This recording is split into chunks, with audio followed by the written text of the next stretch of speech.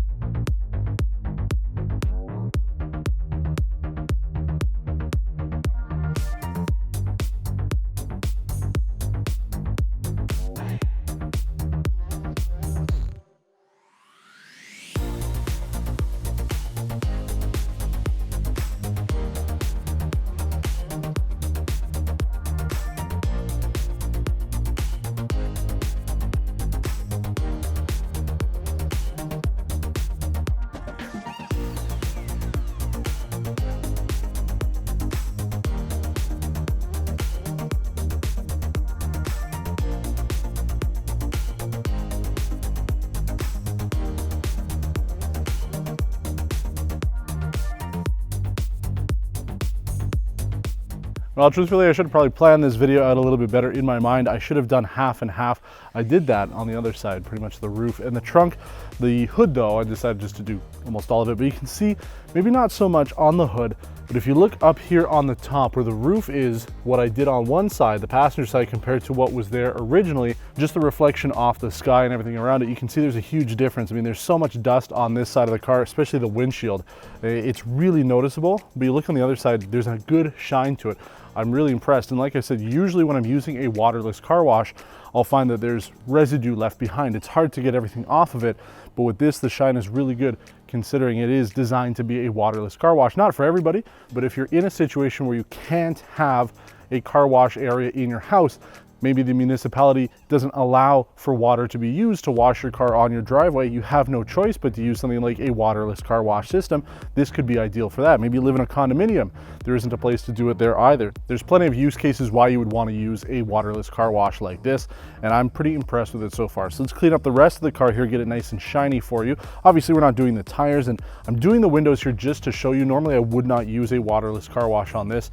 I have a separate product that I use for the windows, but just in this particular demonstration, we're doing it so you can see. But even with the waterless car wash on the windows, it's really good so far. I usually find, again, that there's a film left behind on the windows, especially if you use a regular car wash. You roll down the window, there's usually some water that gets stuck in there, some soap. You roll the window back up, now you've got a film on your window. So this so far is working incredibly well. So let's continue. Let's clean up the rest of this side of the car, make it nice and pretty, and then we'll talk about the rest.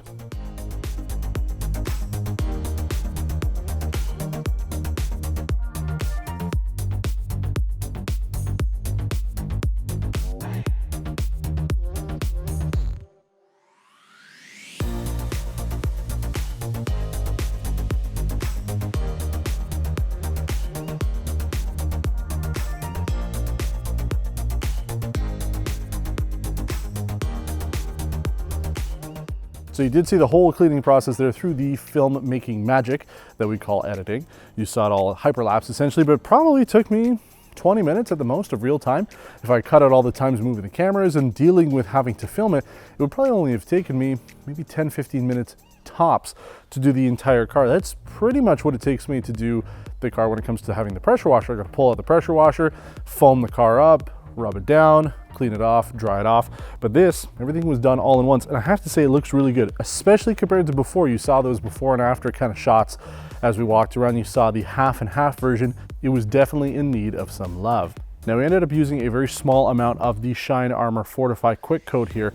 In fact, much less than I expected. When I usually buy a waterless car wash, I'll buy 2 or 3 larger bottles, and that'll only get me through the winter season. But I used such a small amount of this to do this entire car, and you got to admit, it was pretty dirty. I'm very impressed with it. You can see the towels themselves. Here's our dirty towel. Pretty dirty. Most of it is all in the areas closest to where my fingers were, obviously, but that's dust, and I hate cleaning dust. And then the clean towel, not bad at all.